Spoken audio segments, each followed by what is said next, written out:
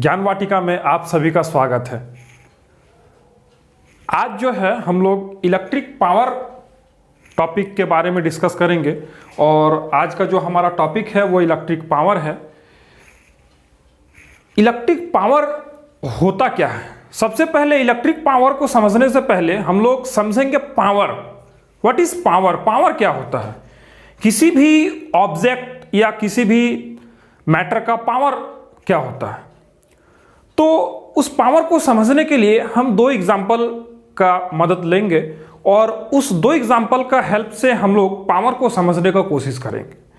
तो सबसे पहला एग्जाम्पल ये है कि मान लेते हैं कि अगर किसी एक बूढ़े आदमी को सीढ़ी पर चढ़ना है, किसी एक बूढ़े आदमी को सीढ़ी पर चढ़ना है, तो वो सीढ़ी पे चढ़ेगा, ठीक है।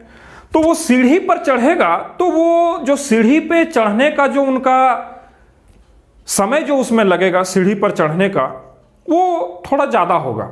कहने का मतलब है कि वो धीरे धीरे जो है वो चढ़ेंगे सीढ़ी पर। और अगर उसी प्लेस में अगर कोई एक यंग है तो वो जो है वो आसानी से उस सीढ़ी को बहुत कम समय में चढ़ जाएगा। तो ये दोनों केस में जो है वर्क डन जो है वो सेम रहेगा। क्यों? क्योंकि जिस हाइट में एक बूढ़े आदमी को भी जाना था और जिस हाइट में एक यंग आदमी को भी जाना था, दोनों का हाइट सेम होगा, दोनों को एनर्जी भी सेम स्पेंड करना पड़ेगा, लेकिन जो टाइम होगा वो दोनों के लिए अलग अलग होगा। तो यही टाइम डिसाइड करता है कि बॉडी का जो पावर है वो किस तरह है। अगर हम कम समय में बहुत अधिक काम को कर देते हैं तो पावर ज़्यादा, और अगर हम ज़्यादा समय में काम कम करते हैं तो पावर कम। इस पावर को हम लोग दूसरे एक और एग्जाम्पल को लेकर समझने का कोशिश करते हैं। दूसरा एक एग्जाम्पल है कि अगर पानी, मान लेते हैं कि नॉर्मल वाटर थोड़ा सा जो है उसको गर्म किए हम, लुक वार्म वाटर, और उसको जो है हम उस पानी में अपने हाथ को डुबो कर रखते हैं। तो आप बताएं कि उस पानी में हम अपने हाथ को कितने देर तक डुबो कर रख सकते हैं?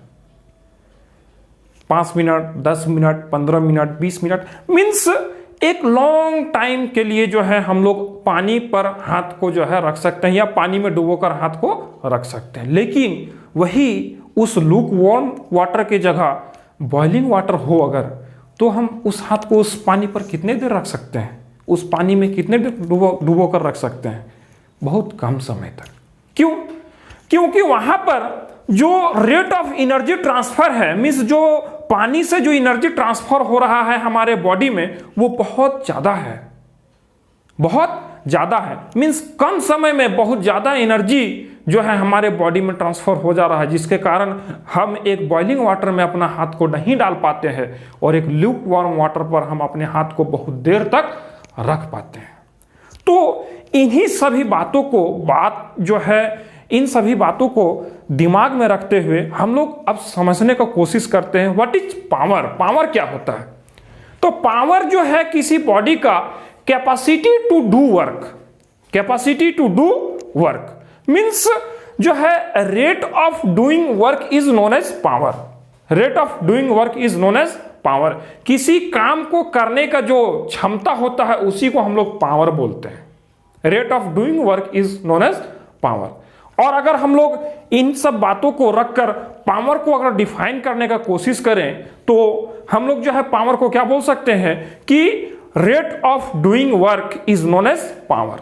तो उसी टर्म को अगर हम इलेक्ट्रिसिटी से जोड़ने का कोशिश करें तो वही टर्म जो है इलेक्ट्रिक पावर बन जाता है। क्या बन जाता है? Electric power. और उसी इलेक्ट्रिक पावर को आज हम लोग पढ़ने वाले हैं। इलेक्ट्रिसिटी के टर्म पे जिस पावर का हम लोग बात करेंगे वही होगा इलेक्ट्रिक पावर।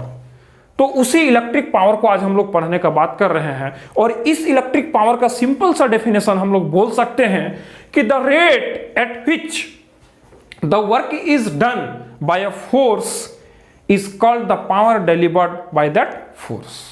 मीन्स जिस रेट से काम हुआ किसी एक फोर्स के कारण, उसी वर्क डन को जो है, उसी वर्क डन को हम लोग क्या बोलेंगे? उस फोर्स के कारण जो वर्क डन हुआ उसी को हम लोग क्या बोलेंगे? पावर। और जो है power delivered by that force, उस फोर्स के द्वारा इतना पावर डिलीवर किया गया। और इसका हम लोग मैथमेटिकल एक्सप्रेशन सिंपली लिख सकते हैं, power is nothing but what, P is equals to W by T, W by T, where W is the work done and T is the time taken and P for what? Power. This is power. P for power, W is the work done and T is the time taken to do that work. So this is the mathematical expression for power. So this is the mathematical expression for power. Then what will be the unit for power? What will be the unit for power? Unit क्या होगा power का? तो इसी mathematical expression का use करके हम लोग इसका यूनिट को फाइंड आउट करने का कोशिश करेंगे। और हम लोग जानते हैं कि वर्क का जो ऐसा यूनिट होता है वो क्या होता है, जूल, और टाइम का जो ऐसा यूनिट होता है वो क्या होता है, सेकेंड। और इस एक्सप्रेशन पे जूल और सेकंड को हम लोग पुट कर दिए तो हम लोगों को मिला क्या, जूल सेकंड इनवर्स, और हम लोग इसको बोल सकते हैं जूल पर सेकंड। और इसी जूल पर सेकंड को हम लोग वाट के नाम से जानते हैं, दैट इज वाट। हम लोग इसको स्मॉल लेटर से लिखेंगे वाट को, लेकिन इसका सिंबलाइजेशन जो है कैपिटल W से करते हैं। अब इस जो है पावर के यूनिट को, वाट को जो है हम लोग थोड़ा सा एक बिगर यूनिट के भी टर्म पर देख सकते हैं, that is 1 kilowatt hour is equals to 1000 watt. इससे थोड़ा और बड़ा यूनिट देखें तो 1 megawatt is equals to 10 to the power 6 watt. और एक पावर का बहुत ही प्रचलित और बहुत ही फेमस यूनिट है जिसको हम लोग हॉर्स पावर के नाम से भी जानते हैं, हॉर्स पावर के नाम से जानते हैं, और उसको जनरली HP के टर्म से डिनोट किया जाता है, HP के टर्म से डिनोट किया जाता है, and that 1 HP is equals to 746 watt. 746 watt, 746 watt power को ही हम लोग 1 HP के नाम से जानते हैं, और उसी को हम लोग 1 HP बोलते हैं, दैट इज 1 हॉर्स पावर। अब इस यूनिट को तो हम लोग देख लिए, लेकिन इस पावर के यूनिट को, 1 यूनिट को हम लोग किस तरह से डिफाइन कर सकते हैं? तो पावर के 1 यूनिट को हम लोग इस तरह से कुछ डिफाइन कर सकते हैं कि 1 joule of work is done in 1 second, in 1 second. 1 joule work जो है जब 1 सेकेंड में होगा तो उस इलेक्ट्रिकल एप्लियंस का पावर क्या हो जाएगा, 1 वाट हो जाएगा। जब कोई ऐसा इलेक्ट्रिकल एप्लियंस जो 1 जूल वर्क डन हमको दे 1 सेकेंड में, उसका पावर क्या हो जाएगा, 1 वाट हो जाएगा। तो उसका डेफिनेशन हम लोग लिख सकते हैं कि when 1 joule of work is done in 1 second then the power is said to be 1 watt. और इसको मैथमेटिकली हम लोग इस तरह लिख सकते हैं, 1 watt is equals to 1 joule by 1 second. ठीक है, तो इसको जो है हम लोग समझ लिए। अब जो है हम लोग साधारण सा जो बल्ब यूज करते हैं हम लोग अपने घरों में, वो जनरली जो है 100 वाट का बल्ब होता है, 100 वाट का बल्ब होता है। तो क्या आप मुझे बता सकते हैं कि एक 100 वाट बल्ब को जलाने के लिए हम लोगों को कितना एनर्जी का जरूरत है, कितना वर्क डन का जरूरत है? वर्क डन कहें या फिर एनर्जी बोले, जो भी बोले बात दोनों बराबर है। तो हम बोल रहे हैं कि एक 100 वाट बल्ब को जलाने के लिए हमको कितना वर्क डन करना पड़ेगा।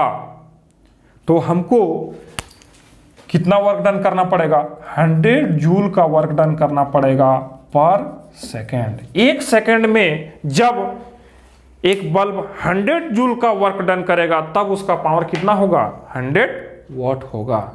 अच्छा, इसको हम लोग एक दूसरे भाषा में भी बोल सकते हैं, दूसरे तरीके से भी एक्सप्रेस कर सकते हैं। किस तरह से?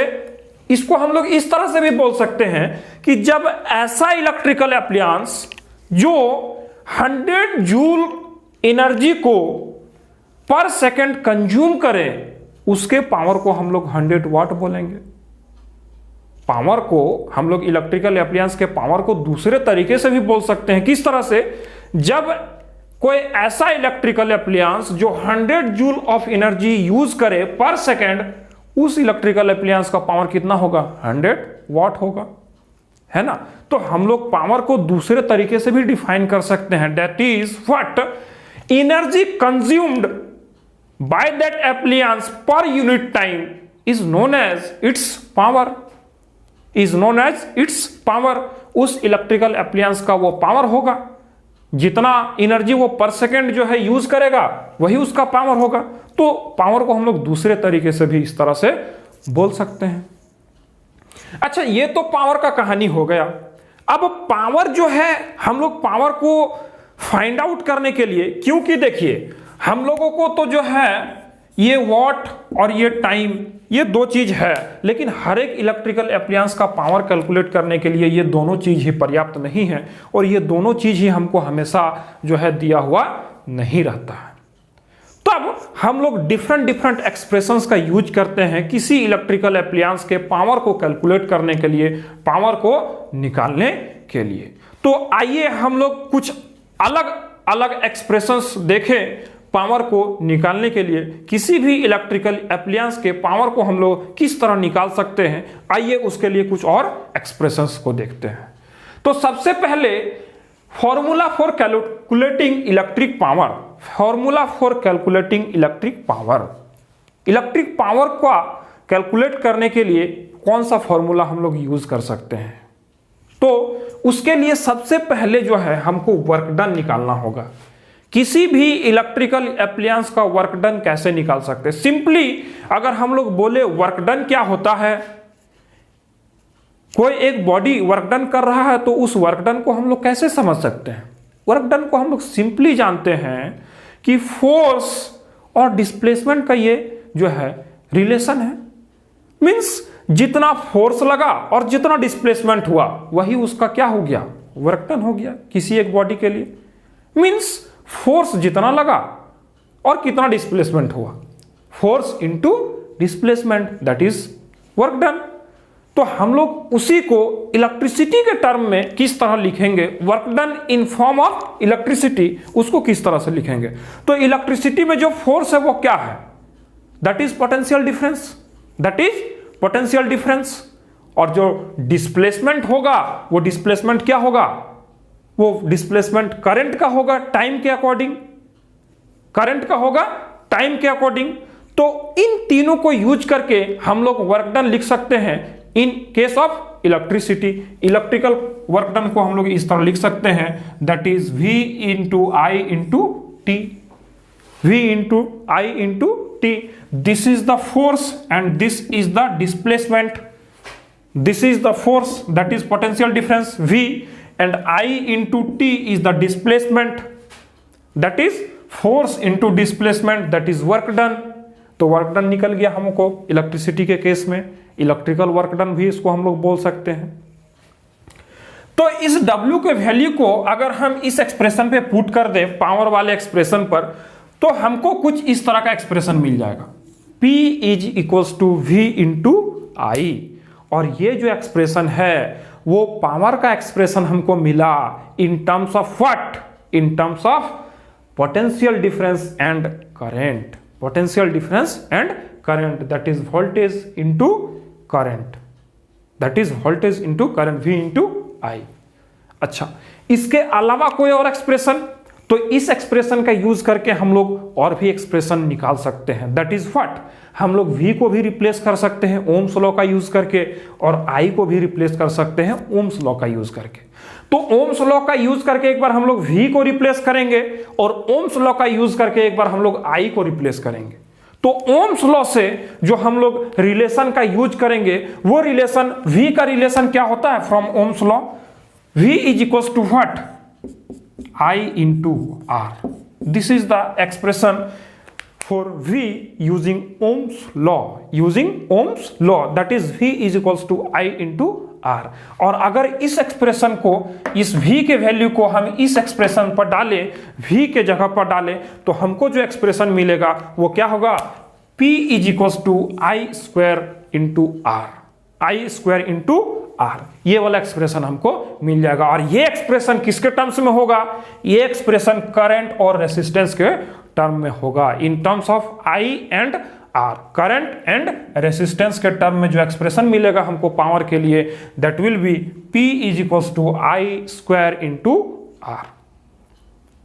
अच्छा, दूसरे बार में हम I को रिप्लेस करेंगे, फिर से I का एक्सप्रेशन ओम्स लॉ से हम लोग यूज करेंगे, और I का एक्सप्रेशन ओम्स लॉ से हम लोग क्या लिख सकते हैं कि I is equal to what, V by R. I is equal to what, V by R. तो इस एक्सप्रेशन को जब हम लोग I के जगह यहां पर पुट करेंगे, then the expression for power will be what, P is equal to V square by R, V square by R, and this expression for power will be in the terms of V and R, that is the potential difference and resistance. Potential difference and resistance के terms में power का जो expression होगा वो क्या हो जाएगा, P is equals to V square by R. तो these are the expressions using which we can calculate the power of any electrical appliances. हम लोग जो भी इलेक्ट्रिकल एप्लियंसेस घर पर यूज करते हैं उसके पावर को हम लोग इन एक्सप्रेशंस के माध्यम से, इन एक्सप्रेशंस का यूज करके हम लोग निकाल सकते हैं। तो आज के लेक्चर में बस इतना ही, मिलते हैं फिर अगले लेक्चर के साथ। अगले लेक्चर में हम लोग कॉमर्शियल यूनिट ऑफ पावर को देखेंगे, और पावर का जो कॉमर्शियल यूनिट है किस तरह से होता है, और किस तरह से पावर को जो है हम लोग कॉमर्शलाइज करते हैं, और किस तरह से कॉमर्शियल यूनिट का यूज करते हैं, वो जो है हम लोग अगले लेक्चर में देखेंगे। और अगर इस लेक्चर से रिलेटेड आपके पास कोई डाउट या फिर कोई क्वेश्चन हो तो आप मुझे कमेंट बॉक्स पे कमेंट करके बताएं। मिलते हैं फिर अगले लेक्चर के साथ, तब तक के लिए आप लोग देखते रहिए ज्ञान वाटिका। Good bye.